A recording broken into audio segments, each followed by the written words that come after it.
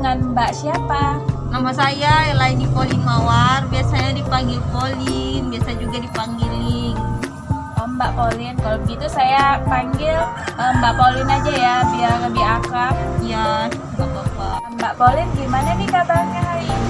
Puji Tuhan, saya baik-baik saja. Alhamdulillah kalau kamu baik-baik aja. Mengingat juga ini kan masih dalam masa pandemi, masih lawan namanya penyakit, entah itu penyakit virus atau penyakit apapun. Saran saya mbaknya tetap jaga kesehatan ya. Iya, selalu saya usahakan untuk tetap sehat dan terus berolahraga. Oh, baguslah kalau begitu. Kalau boleh saya tahu, Mbak Pauline ini masih sekolah atau sedang kuliah? Saya sudah lulus sekolah, tahun kemarin saya lulus Ya. dan sekarang saya bekerja. Oh, kamu alumni dari sekolah mana Mbak Pauline? Saya tahu. Saya alumni SMK Negeri 1 Nunukan dari jurusan Administrasi Perkantoran. Oh, dari SMK. Berarti kamu satu sekolahnya Nirma ya? Oh, kebetulan Nirma itu adalah teman satu kelas saya. Oh, begitu. Jadi kamu tahunya saya itu dari Nirma gitu? Ya Bu, saya tahu Ibu dari Nirma. Oh, kebetulan Nirma itu adik sepupu saya. Tapi kalau saya lihat-lihat kamu kok nggak pernah yang ngumpul sama Nirma. Karena saya tahunya itu temannya Nirma itu cuman beberapa, itu seperti si Dila, si Husnul, sama satu yang tomboy-tomboy itu siapa namanya? Eka ya kalau nggak salah. Oh iya Bu, namanya Eka. Kalau saya emang jarang ngumpul karena sekarang kesibukan saya tuh kerja, bantu-bantu orang tua saya di rumah. Cuman kalau sering ngumpul tuh di sekolah aja, itu pun jarang. Oh begitu, pantas saya tuh agak asing melihat kamu. Rupanya kamu jarang nggak ngumpul sama Nirma. Iya Bu, paling ngumpul sebentar saja Bu, itu pun sekali-sekali. Iya, kalau saran saya itu emang bagus sih kalau kamu tuh daripada nongki-nongki yang nggak jelas sama mereka si Nirma, lebih baik kamu bantu orang tua kamu di rumah, itu lebih bermanfaat menurut ibu. Iya Bu, kesibukan saya paling kerja di toko, di Bakareng Market. Oh, jadi sekarang kamu kesibukannya sedang bekerja ya Mbak Pauline? Iya Bu, saya bekerja. Oh, kalau saya boleh tahu, kamu bekerjanya di mana Mbak Pauline? Saya kerja di Jalan TVRI di Bakareng Market. Bakara Market. Kalau nggak salah itu di samping Pertamina itu ya Mbak Pauline? Iya Bu, di sana. Mbak Pauline sudah lama ya bekerja di Bakara Market? Kerja di sana baru beberapa minggu karena beberapa minggu yang lalu saya kerja di kafe. Cuman menurut saya kerja di kafe itu terlalu membuat saya capek karena pulangnya terlalu berlarut dan pekerjaannya terlalu banyak. Kadang saya juga stres karena kerja terus. Oh, kalau sekarang pulangnya jam berapa Mbak Pauline? Kalau sekarang saya kerja di Bakareng Market itu bersif-sifan karena ada satu pekerja lagi, jadi kami bergantian. Karena hari ini saya masuknya siang, berarti saya masuk jam 3, pulang jam 10 malam. Kalau yang pagi itu masuk dari jam 8 pagi sampai jam 3 sore. Oh, jadi seperti itu. Jadi sekarang kamu lebih banyak istirahatnya pas bekerja di Bakara Market atau di kafe yang kamu pernah kerja Mbak Pauline? Saya lebih banyak beristirahat saat saya sekarang kerja di Bakareng Market karena setiap pergi kerja itu kalau masuk siang saya bisa tidur siang walau hanya beberapa menit, dan ketika masuk pagi saya juga bisa tidur ketika pulang kerja jam 3 sore. Oh seperti itu, baguslah. Jadi kamu pulangnya tidak terlalu malam juga kan, terus kamu juga bisa beristirahat dengan cukup Mbak Pauline. Iya Bu, begitulah. Jadi Mbak Pauline ini nanti setelah ini kan Mbak Pauline masuknya siang, jadi setelah ke tempat saya nanti Mbak Pauline langsung bekerja begitu Mbak Pauline? Iya, mungkin saya akan pulang dulu karena mau bersiap-siap untuk pergi kerja. Oh baguslah kalau seperti itu. Semoga pekerjaan kamu pada hari ini bisa berjalan dengan lancar ya Mbak Pauline. Amin Bu, terima kasih. Ya Mbak Pauline. Kalau boleh saya tahu Mbak Pauline ini tinggalnya di mana ya? Saya tinggal di pesantren Kampung Bukun, dekat sama penjual batang. Oh, berarti agak jauh ya dari rumah saya. Iya Bu. Kamu tadi kesininya naik apa Mbak Paulin? Oh, saya dibonceng sama teman saya pakai motor. Oh begitu. Kalau boleh saya tahu Mbak Paulin kesini ada apa ya?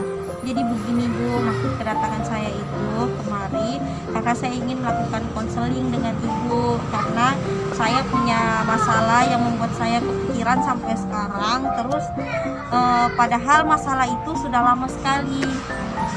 Oh, jadi seperti itu yang membuat kamu datang kemari. Kalau saya boleh tahu, Mbak Paulin tahu dari mana kalau saya tuh membuka praktek konseling ini? Saya tahu dari Nirma Bu, Nirma yang memberitahu saya kalau Ibu membuka praktek konseling di sini.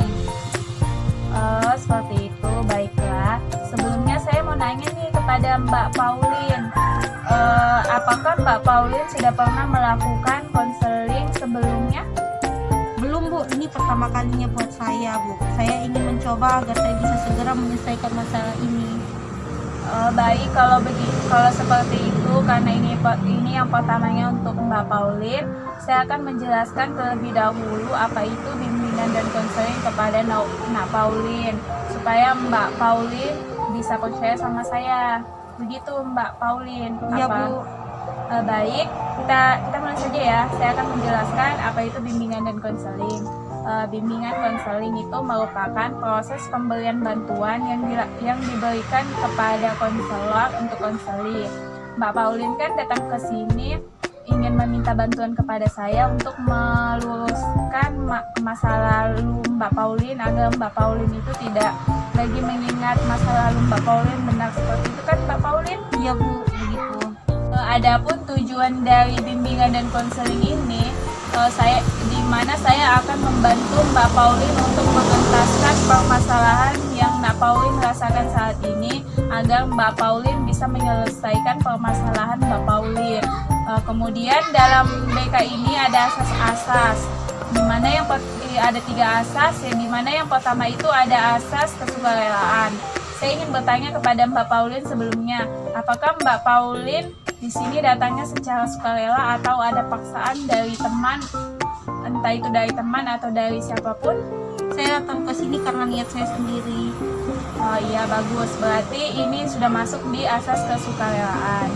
Jadi selama kita proses konseling ini, Mbak Paulin akan secara sukarela menceritakan permasalahan dari Mbak Paulin tersebut. Ibu tidak akan mendesak Mbak Paulin untuk menceritakan apa permasalahan Mbak Paulin, tetapi Mbak Paulin sendiri yang menceritakan kepada Ibu, seperti itu. Nah, yang kedua itu ada asas keterbukaan, di mana dalam asas keterbukaan ini Mbak Paulin harus terbuka kepada Ibu, jangan ada yang ditutup-tutupin dari permasalahan Mbak Paulin, agar Mbak Paulin bisa menjelaskan apa sih permasalahan Mbak Paulin dan saya bisa mengerti. Kemudian nanti saya akan membantu Mbak Paulin menyelesaikan permasalahan dari Mbak Paulin. Seperti itu. Nah, yang ketiga itu ada asas kerahasiaan, di mana dalam asas kerahasiaan ini apapun yang Mbak Paulin ceritakan kepada saya itu akan saya rahasiakan, tidak akan saya memberitahukan kepada siapapun, baik itu kepada orang tua Mbak Paulin, kepada teman-teman Mbak Paulin, bahkan kepada siapapun. Saya tidak akan menceritakannya, dan data-data Mbak Paulin juga akan saya rahasiakan, jadi tidak ada yang tahu kalau Mbak Paulin pernah konseling sama saya, seperti itu. Kemudian di dalam konseling ini mempunyai waktu, di mana waktunya itu selama 20 menit saja. Jadi selama 20 menit itu Mbak Paulin bisa menceritakan permasalahan yang dirasakan Mbak Paulin kepada saya selama 20 menit. Tapi apabila selama 20 menit itu kita belum bisa memecahkan permasalahan Mbak Paulin, nanti kita bisa membuat jadwal selanjutnya lagi untuk konseling agar permasalahan Mbak Paulin bisa diselesaikan, seperti itu. Bagaimana Mbak Pauline? Apa sudah bisa dimengerti dengan apa yang saya jelaskan? Ya Bu, saya sudah paham. Baik, karena Mbak Pauline sudah memahami dengan apa yang sudah saya jelaskan ini, kita bisa langsung memulainya saja konseling pada hari ini. Silakan Mbak Pauline, jika ada yang ingin dijelaskan kepada Ibu, nanti saya akan mendengarkan dengan baik apa yang Mbak Pauline rasakan saat ini. Ayo Mbak Pauline, silakan diceritakan. Jadi begini Bu, waktu itu saya sempat ngedrop karena orang tua saya meninggal. Karena waktu itu saya masih kelas 2 SMK, saya masih kelas 2 dan orang tua saya juga meninggal itu pas saya sakit. Saya sakit dan saya tidak lulus sekolah. Sempat waktu itu saya ngantar orang tua saya itu naik kendaraan untuk pergi ke kebunnya itu. Ya. Nah, beberapa jam kemudian saya pulang dan saya tidur. Entah saya ketiduran, terus orang tua saya itu telepon ke mama saya bilang waktu itu dia sakit di sana. Terus mama saya langsung ke sana ke tempat kebun itu. Beberapa menit kemudian dia nelpon saya. Nah, itu hal yang paling bikin saya menyesal adalah kenapa saya tidak mengangkat teleponnya. Saat nafas terakhirnya itu saya tidak mengangkat teleponnya. Padahal di situ bapak saya itu ingin bicara yang terakhir kalinya kepada saya. Pas saya bangun dari tidur saya itu saya sadar kalau itu saya ditelepon langsung dari dokter dan bilang kalau bapak saya meninggal. Di situ out saya tuh kayak langsung turun. Padahal situ saya sendiri di rumah dan tidak punya kendaraan untuk ke sana sama sekali. Di situ orang tua saya tetangga saya ngantar saya ke rumah sakit. Di situ ke rumah sakit. Nah, beberapa bulan kemudian itu untuk sementara waktu mungkin saya tidak sekolah untuk 2 minggu. Terus setelah 2 minggu itu saya ke sekolah, dan di sekolah itu saya mulai tidak semangat untuk bersekolah, kayak mulai malas untuk menangkap pelajaran, lebih banyak bengong, nangis dan diam dan merasa tidak punya teman. Padahal di situ teman saya ada gitu. Semenjak itu saya malas sekolah dan saya bilang ke mama saya kalau saya tidak mau sekolah lagi karena di situ saya stres, kayak ngedrop gitu. Saya adalah anak yang paling dekat sama bapak saya gitu. Kayak saya tuh tidak bisa terima kalau orang tua saya itu sudah tidak ada. Oh, jadi permasalahan kamu ini kamu itu merasa penyesalan di saat detik-detik terakhir bapak kamu ingin berbicara sama kamu, tetapi kamu tidak mengangkat teleponnya, padahal kamu di situ sedang sakit dan sedang tidur. Seperti itu ya Mbak Paul? Iya, ya seperti itu Bu. Karena waktu itu juga saya diantar oleh tetangga saya langsung ke rumah sakit. Jadi di situ saya lihat mama saya tuh terlalu seperti sedih sekali. Jadi saya juga ikut sedih di situ. Jadi pemakamannya itu kami lakukan tuh 2 hari, menunda di kuburnya tuh 2 hari karena waktu itu kan bapak saya itu kan punya istri pertama. Jadi istri pertamanya tuh punya anak, terus anaknya itu bilang mau datang ke sini. Nah, jadi kami tunda pemakamannya hingga dia datang. Cuman dia tidak datang karena berbagai alasan. Nah, di situ kami menguburnya itu pas tanggal 28 bulan 8. Tanggal 28 bulan 8 jam 3. Karena rumah kami kecil, jadi kami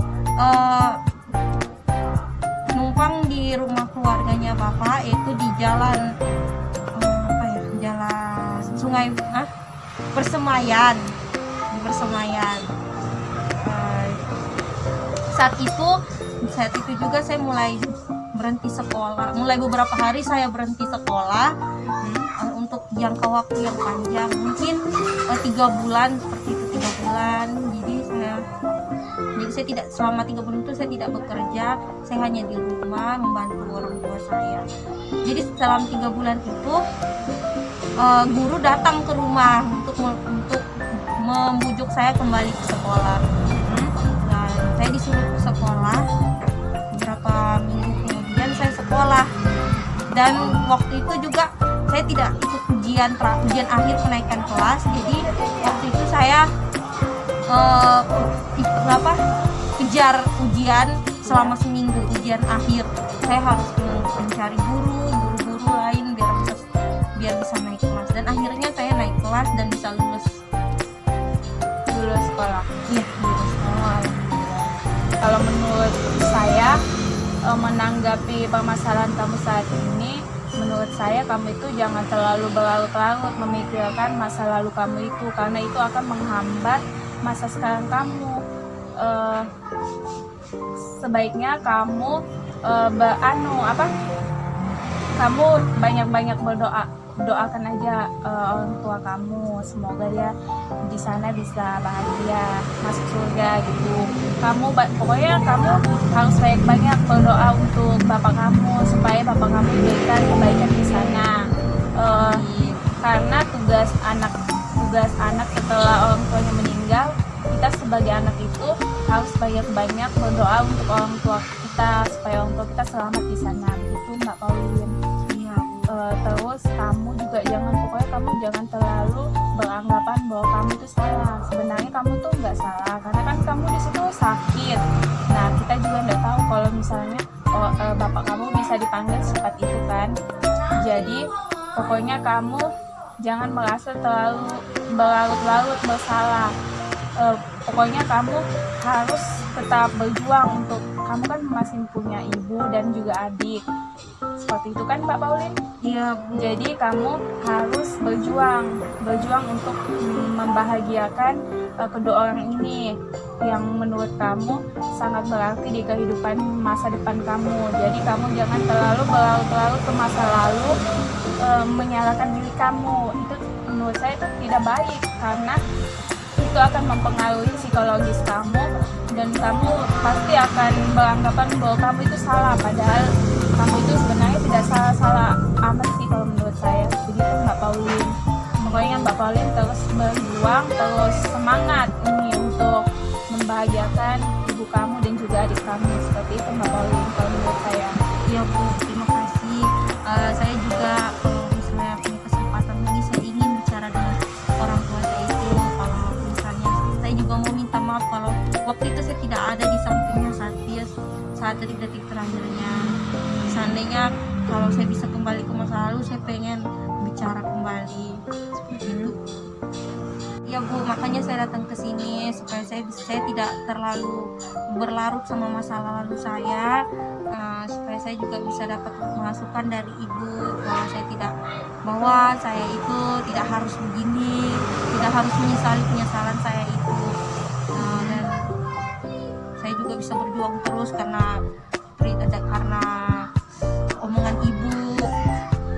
Saya juga bisa terus semangat melindungi, menjaga, dan membahagiakan orang tua saya, mama saya, dan adik saya. Ya seperti itu Mbak Pauline. Kalau saya boleh tahu perasaan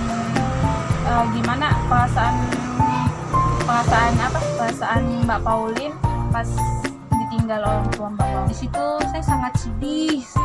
Seperti saya juga perasaan saya itu kenapa harus cepat sekali, kenapa tidak saya duluan sebelum orang tua saya, karena saya itu tidak mau merasa kehilangan, makanya lebih baik saya yang pergi duluan daripada orang tua saya.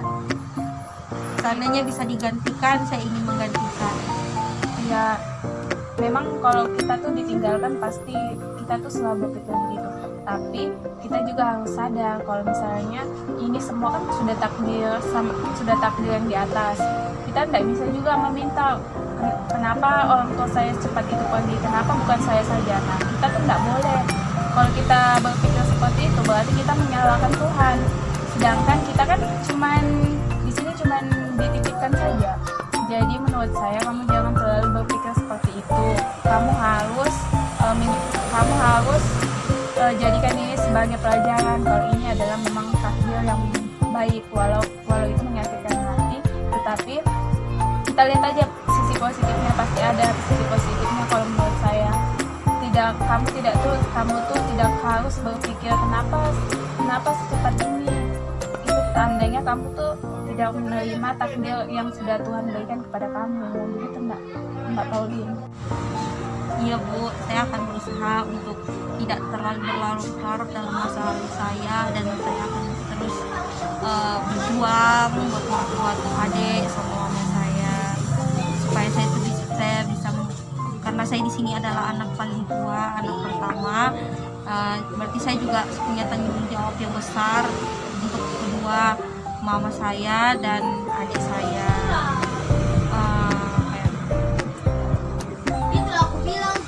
Iya, kalau menurut saya emang kamu tuh harus melupakan masa lalu kamu, karena masa lalu itu dia berlalu dengan sendirinya. Toh kita juga menjalankan hidup ini kan terus berjalan, bukan ke belakang. Jadi kalau saran saya, kamu tuh harus memikirkan masa depan kamu dan juga orang tua kamu serta adik kamu. Kamu kan juga anak paling tua ya, kamu bilang tadi. Saya tahu, saya juga bisa rasakan apa yang kamu rasakan saat ini. Kalau saya jadi kamu juga pasti saya akan sedih. Orang mana sih yang nggak sedih jika orang tuanya itu sudah berpulang ke sana kan?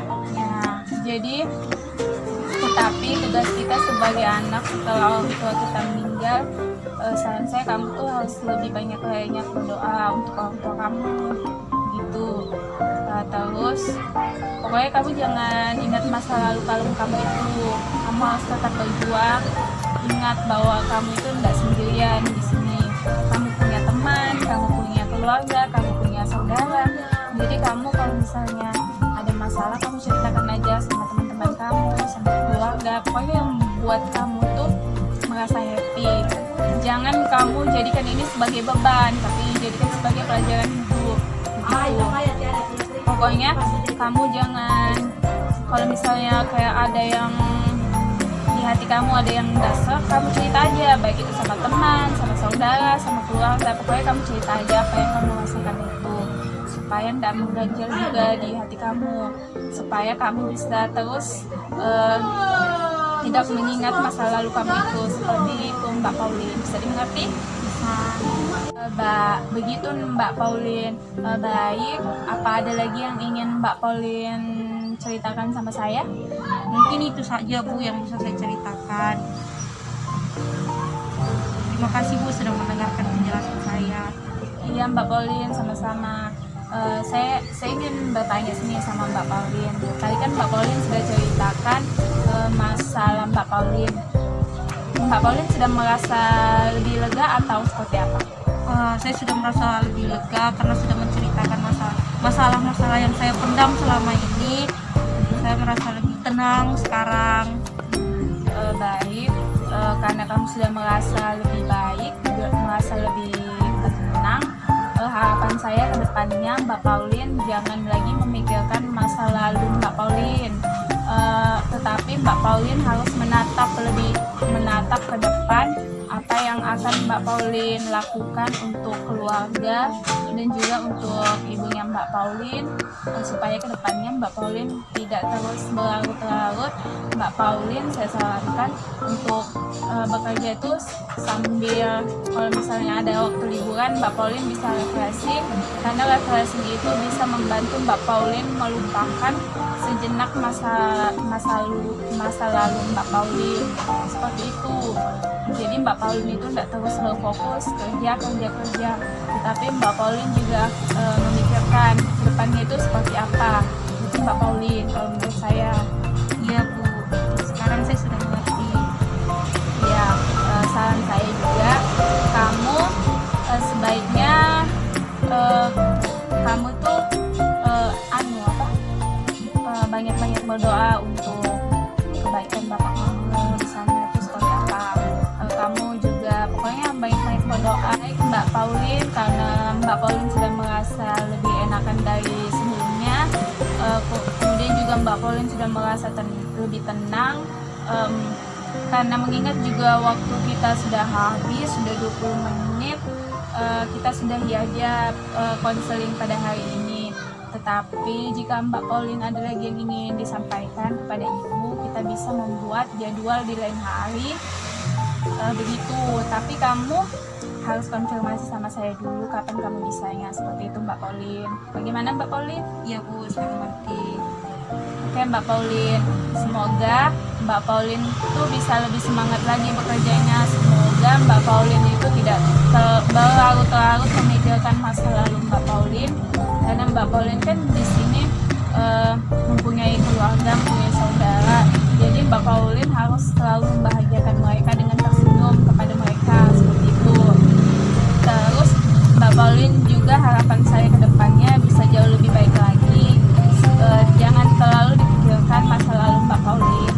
Banyak-banyak berdoa untuk kebaikan kedua orang tua Mbak Pauline, seperti itu Mbak Pauline.